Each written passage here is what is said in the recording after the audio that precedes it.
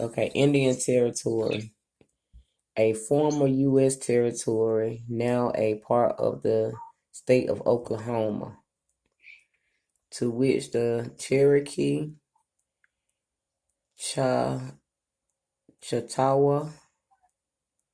and I'm sorry if I'm saying this wrong, Chickasaw, Greek, That's how I said it too. and what's this? Oh, Semi. Is that Nole? Seminole tribe Okay, the Seminole tribe and were tribes. forcefully Force. moved between 1830 and 1843. In the So late 13 years. 19th century, most of this territory was seceded to the United States, and in 1907, the great part of it became the state of Oklahoma. Now, see, that's interesting. And I'm looking at these dates, and I'm looking at I'm flashing in my head with my family history, and it's funny how their dates, most of these dates, only start from their time. You see? And then what's going on with Oklahoma? Yeah, I'm gonna look that up too. Oklahoma always got all the bombings too.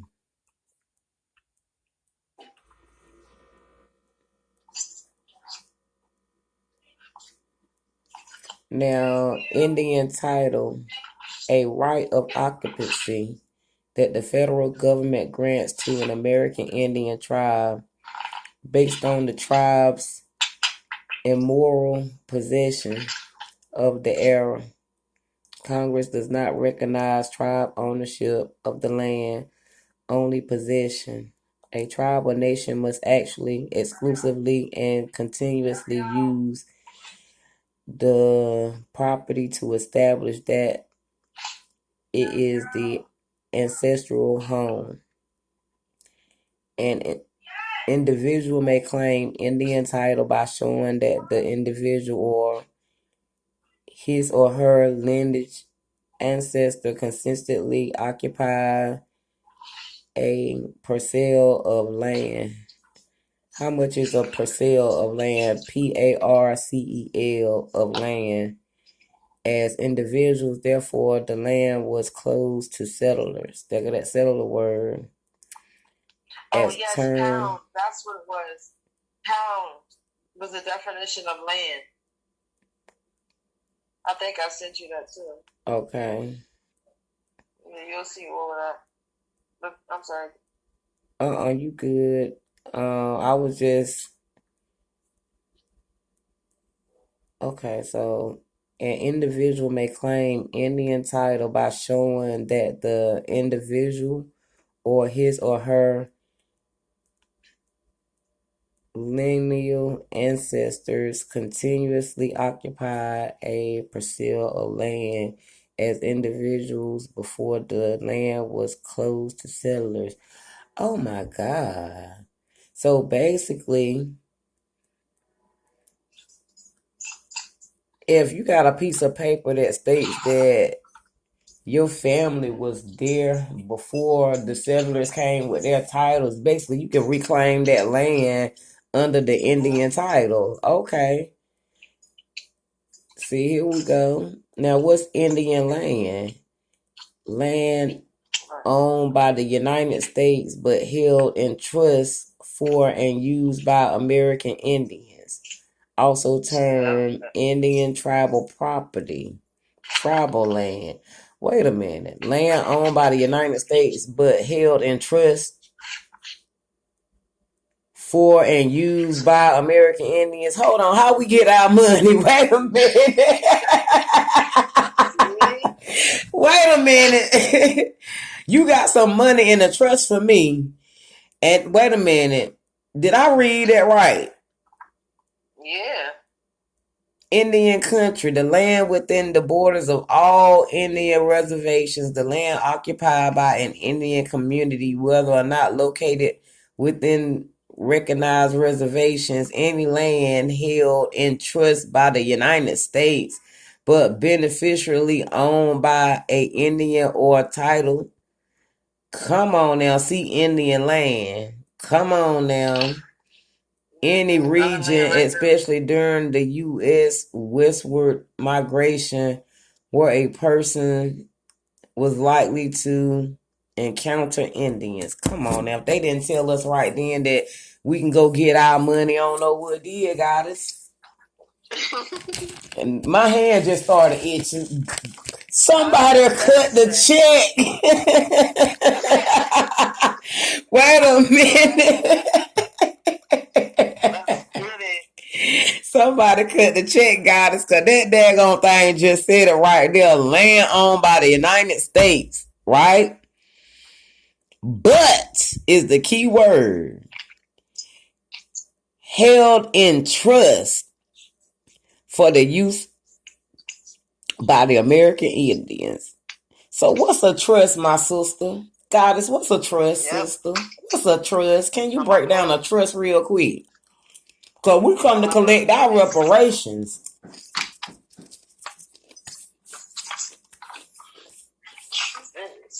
Hold on a second, goddess. Hold on. I feel like. Yeah, they saying I got y'all on a treasure hunt. And I'm going to give y'all pieces to go get y'all reparations. And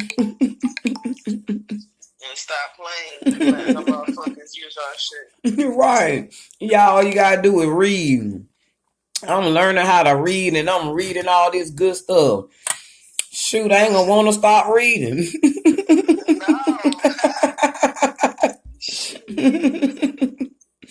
No. Shoot, take me back to kindergarten. I need to learn my daggone A, B, C's, and D's. Oh, because I learned how to read the wrong stuff. This stuff right here telling you how to get this reparation. So trust the right, number one, the right enforceable solely in equity. Am I clear? I'm not breaking up, right? You clear, baby. Okay. Which one you on? Right, this is trust. Okay. It's a little paragraph, and then I sent you another one that goes into the next. Okay. So all of that leads into, this is all of the definition of trust.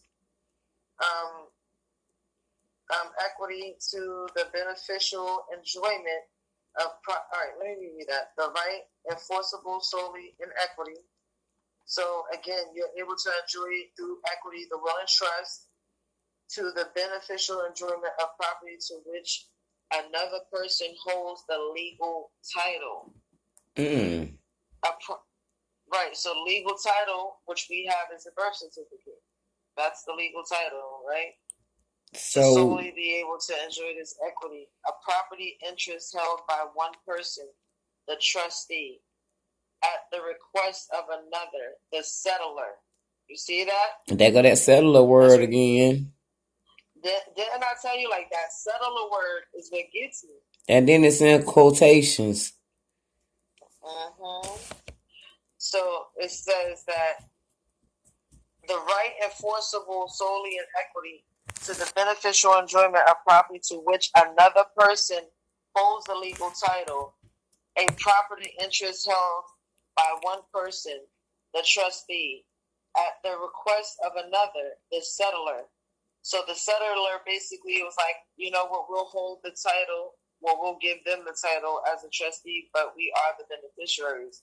So basically taking our land, like they said, and holding it in a trust and making us a trustees instead of the beneficiaries. And again, it's that birth certificate.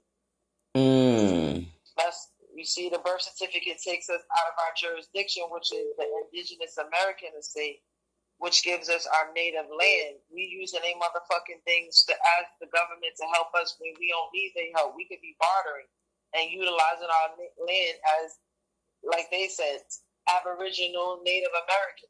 Right. So let's get it. For a trust to be valid, oh no, I missed something. for the benefit of a third party, the benefit. Okay, I gotta reread that. For a person holds the legal title, a property